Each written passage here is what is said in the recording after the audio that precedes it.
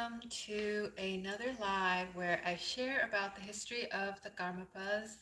Today we will go through this book a little bit because I realized I do not know their looks well enough, so then I don't remember, and then I make certain mistakes while editing. So if you have a good eye, maybe you can let me know down in the comments if you spotted one of my errors. It's kind of like a trivia.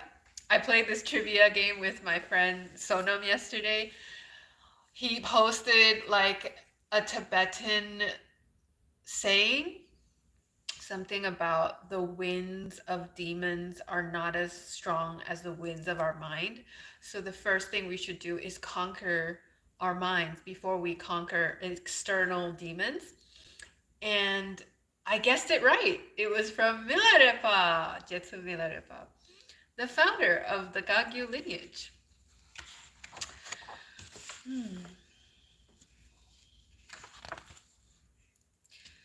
The fourth Karmapa, Ropei Dorje, was born in 1340 in Kongpo province of south-central Tibet. His three main religious teachers were Yungtun Pa, Tokten Gonpa Gyaltsen, and Tokten Dargyalwa. He took initial and full monastic ordination from the great abbot Dondrup Pal, fifth abbot of the monastic community of Gendungan.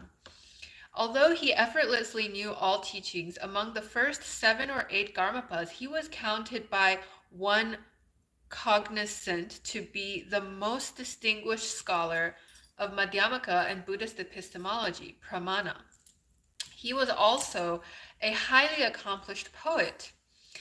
He had numerous excellent disciples, such as the first Shamar, and he took special care to observe the Vinaya rules, meaning like do not kill, do not steal, do not lie, those rules.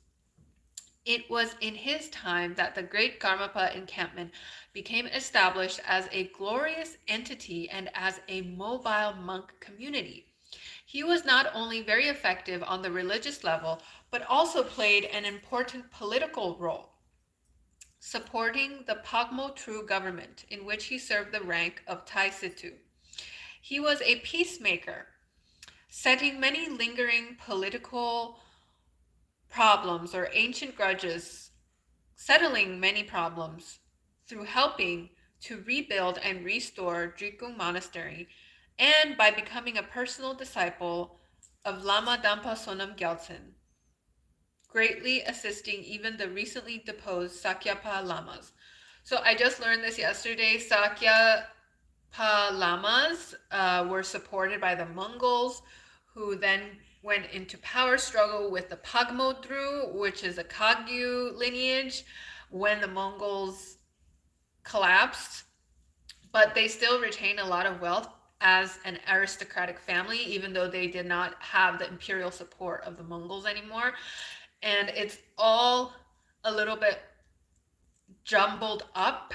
As I've told my friend Sonam, I was like, if this was a very chronological history, I would have learned about the Sakyapas first, but because of His Holiness the Dalai Lama is the most well-known Lama, so then we learn about his school first, more or less as students of non-Tibetan backgrounds. So I was fortunate enough to learn about the Sakya lineage and wrap my head around an aristocratic family from Tibet. Because in our minds, as like people from East Asia, Tibet in general doesn't seem very habitable, but there are aristocrats. So they are like the House of Savoy of Tibet. On the relations between the fourth Karmapa and the Yuan court, Hugh Richardson could report Togun Timur's devotion to the Karmapas continued, and in 1386 he invited the fourth Black Hat, Ropei Dorje, to visit China. By then, Mongol supremacy over Tibet had been reduced to a formality by the vigorous nationalism of Tai Situ, Yangchup Gyaltsen, but the emperor was still titular overlord. His letter to Ropei Dorje is still described as a command but the wording shows an increase in politeness and reverence, and the Tibetan, an increase in lucidity and elegance. The letter refers to the degeneration of the times and exhorts the Lama, who is addressed as great teacher, not to confine his loving kindness to Tibet, but to lead back to the faith creatures who have erred and strayed from the right path. Ropei Dorje went to China in 1359 and stayed there until 1363. At that time, the Yuan Dynasty was tottering to its fall, and in the last stage of its dissolution, Ropei Dorje seems to have established himself as a revered and influential figure. From the accounts in three sources, he was clearly an exceptional visionary and miracle worker, and he is famed as one of the early teachers of Tsongkhapa. When we examine the portraits of the fourth Karmapa, one fact is clear. He no longer wears the famous black hat of Karma Bakshi and Rangjung Dorje. Though no 14th or 15th century portraits of this Karmapa have yet become accessible to me, Dr. Jackson, several paintings dating from the 16th century and later show him wearing a black hat similar to the second, presumably later hat type found in portraits of the third Karmapa.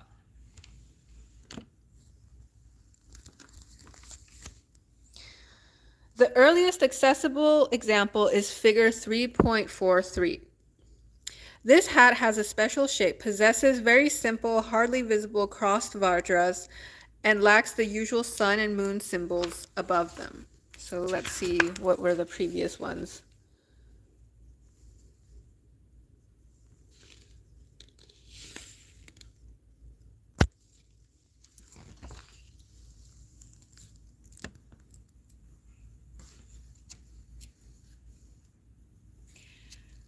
In some later depictions, the fourth Karmapa's hat becomes more similar in some respects to the later hat of the seventh Karmapa, possessing a jewel finial in its crest but lacking golden clouds.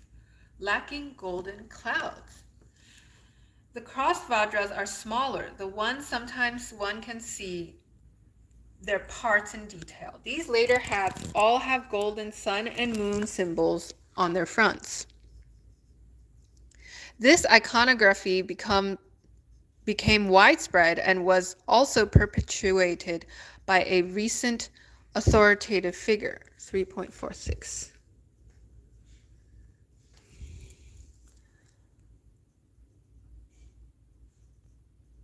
For almost every rule of Tibetan iconography, one can find an exception, at least one small guru lineage painting of the fourth Karmapa, Ropei Dorje, in a Gadri style.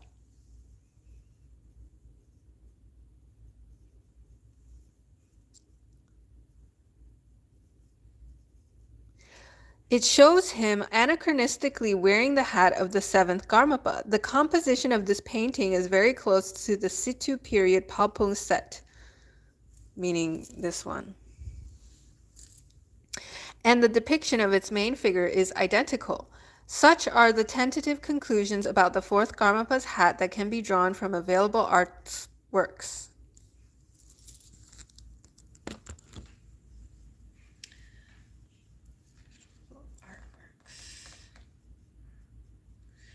They need to be verified from still earlier portraits of the fourth Karmapa, dating if possible from his own time or slightly later. As for written confirmation, in this case, a single remark by the first Garma Trinlepa in his first brief history of the Karmapas affirmed that Ropei Dorje was indeed the recipient of a new black hat. After stating that the original black hat of Dusen Khenpa was widely believed then, in 1516, to still exist in the black treasury of Serpu, though inaccessible to him, he added, but presently existing in the Karma encampment are two hats, the one made from Mongolian silk, Horgos, offered to Lord Ropei Dorje by the Mongolian Emperor Togun Temur. This confirms that the Karmapas indeed received and started to wear a new hat in about the early 1360s, the time of the fourth Karmapa's successful visit to the then rapidly waning Yuan court. The fifth Karmapa and pictorial evidence of his hat. The fifth Karmapa, Deshin Shekpa, was born in 1384. His sole main teacher was the first Shamar Kajo Wangpo. Like the previous two Karmapas, he took full ordination from the 8th abbot of the Gangdungang monastic community, Nakpuwa Sonam Zampo, from whom he received the names Chopal Zangpo. This great abbot was a disciple of the fourth Karmapa and admitted to being the rebirth of the Arhat Bakula. So Bakula Rinpoche in his 20 or 21st incarnation is actually a prince in Ladakh, and he was the ambassador to Mongolia in the 1990s when Mongolia recovered from long-term Soviet rule and returned to Buddhist faith. So I'm so surprised. So the great abbot, who was the reincarnation of Arhat Bakula, became a disciple of the fourth Karmapa.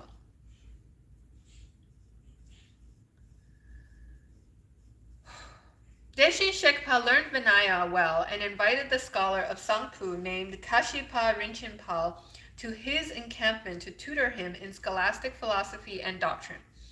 He also studied under several other teachers. He held several high political ranks in Wu and Zhang provinces under the Pagmo Tru government. Pagmo Tru, as I mentioned, Pagmo Tru, they took over from the Sakyapas of Tibet rule, but we must also give credit to the Sakyas for holding Tibet. Even though they received significant Mongol support, it is very important to have any indigenous representation, even if you are facing conquerors, I think is the lesson from a lot of Asian history. One of the high points of the fifth Karmapa's eventful religious career was his invitation to China by the emperor. Hugh Richardson summarized the contact of the fifth Karmapa with the Chinese throne. The fourth Karmapa's successor, Deshin Shekpa, 1384 to 1415, was an even more famous wonder worker. In 1407, when he was 23, he accepted an invitation to go to China and perform memorial services for the parents of the Emperor Chenzu Yongle. The letter makes an interesting contrast with the letters of the Yuan emperors. If the quotation of Pao Tsuklak Threnghua is complete, there is no suggestion of a command, nor is there any overt claim to authority, but behind the courteous and respectful language, there are tentative hints of some sort of superior connection. The emperor states that before he was established in his high position, he had heard of the Lama's fame, and he refers to the peace prevailing in the Middle Kingdom, meaning China.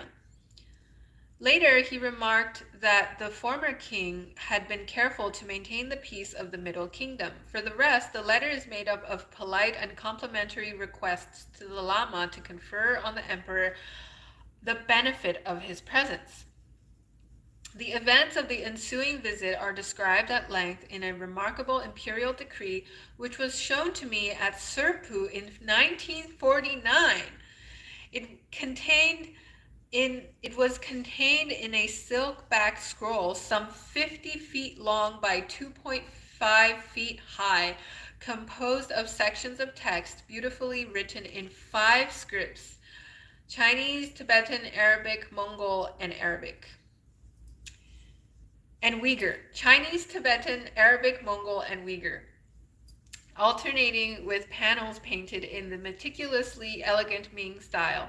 The inscriptions record the miracles performed by the Lama on 22 different days, and the paintings illustrate those occurrences day by day. On my visit to Serpu, I could not attempt to copy more than a few passages of the inscription.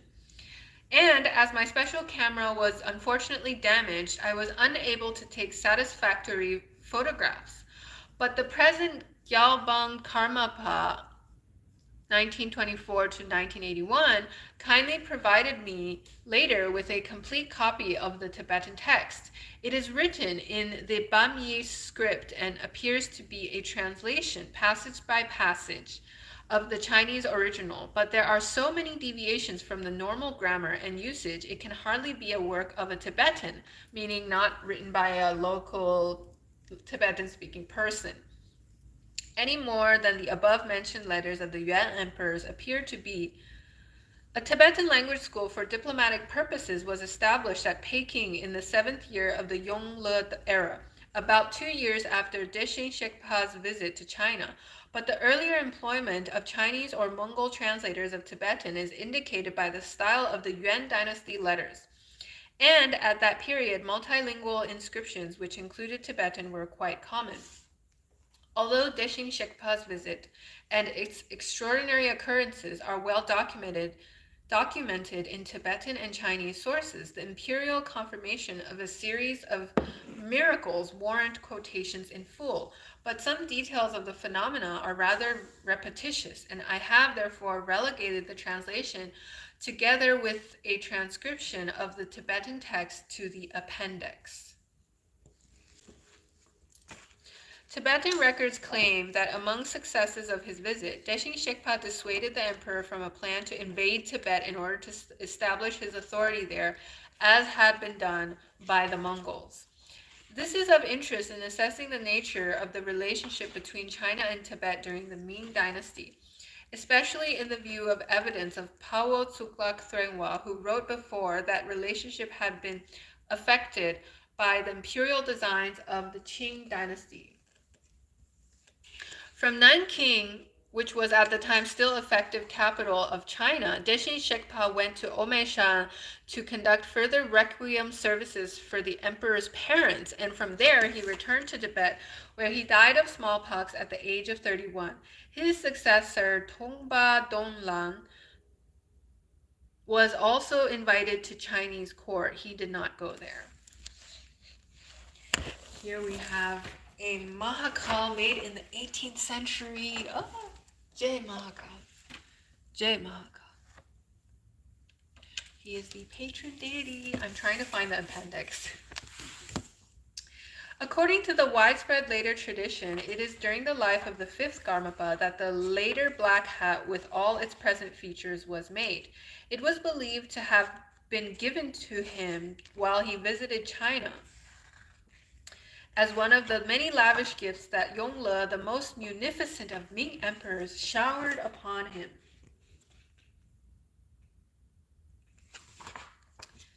According to one tradition, Yongle ordered such a hat to be made and offered to the 5th Karmapa after he had a vision of Karmapa wearing such a hat.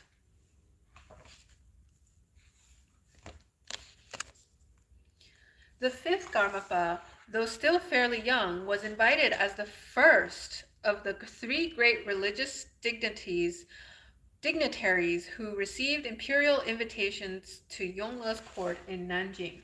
I found the appendix.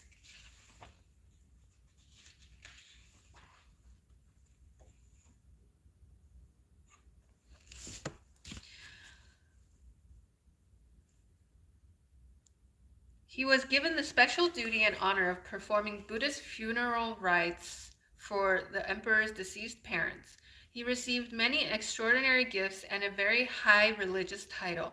Detailed records of this visit exist, giving at times an almost day-by-day account. A great pentaglot, meaning 5 language, like Chinese, Tibetan, Arabic, Mongol, and Uyghur. Pentaglot imperial scroll also provides a visual and written record of these events, one copy of which survived for centuries as Serpu.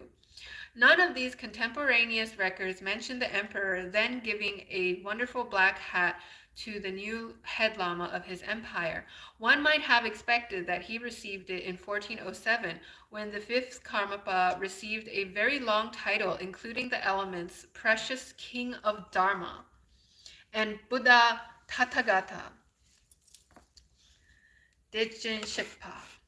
Yongle was a stickler for detailed documentation of every other aspect of Deshin Shekpa's visit. Situ and Belodo record that Emperor Yongle presented a hat to the 5th Karmapa, but it was another hat, and this transpired before the visit to China. When the emperor sent his invitation to China through Lama Lotsawa, he accompanied it with several costly gifts, including a hat, a rosary, an eating bowl, and a full set of robes. I suspect that this hat may have been similar in shape and in some main respects with the hat later offered to the seventh Karmapa. In any case, many later Tibetan paintings show the fifth Karmapa already wearing a hat indistinguishable from the first given to the seventh Karmapa. Prominent mention of the fifth Karmapas receiving a special black hat ornamented with jewels as a gift from a Chinese emperor is not without precedent. The eighth Karmapa, Mikyo Dorje, in his brief work on the origin of the black hat, states that it was Dusum Khenpa I who received the first mystical black hat. Choki Lama Karmapakshi was later named the Karmapa by the Buddhas. After those two, an unbroken series of incarnate lamas followed who maintained the black crown of the Karmapa. Several of those continually appearing Karmapas, such as Rangzhung, Ropei Dorje, and Deshin Shekpa, 3rd, 4th, and 5th, respectively, wore a black hat with a golden mark in the front and adorned with jewels that had been offered by emanations of Manjushri, who had assumed the form of the Chinese emperor, and that wearing that hat, those Karmapas at the time, they directly showed themselves as Avalokiteshvara to an assembly of beings of the world in the pure vision of fortunate people endowed with pure mental eyes.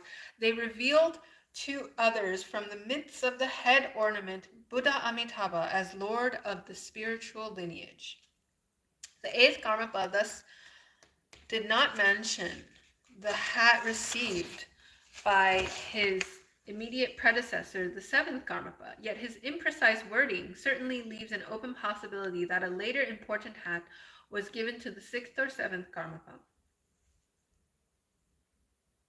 An early Chinese print of the fifth Karmapa, figure 4.3.48, shows him with what may be a new hat, but it is not yet fully that of the seventh Karmapa, as no golden clouds are visible on its sides. The wood blocks were carved in 1431 in Beijing by a pious Chinese disciple who had passed away 16 years earlier. This is the hat. And the sound translation of Karmapa was Gelima, Shangshi, Guru. So nowadays it's actually translated as Karmapa, 即大宝法王 Om Mani Padme Hum, Om Mani Padme Hum, Om Mani Padme Hum.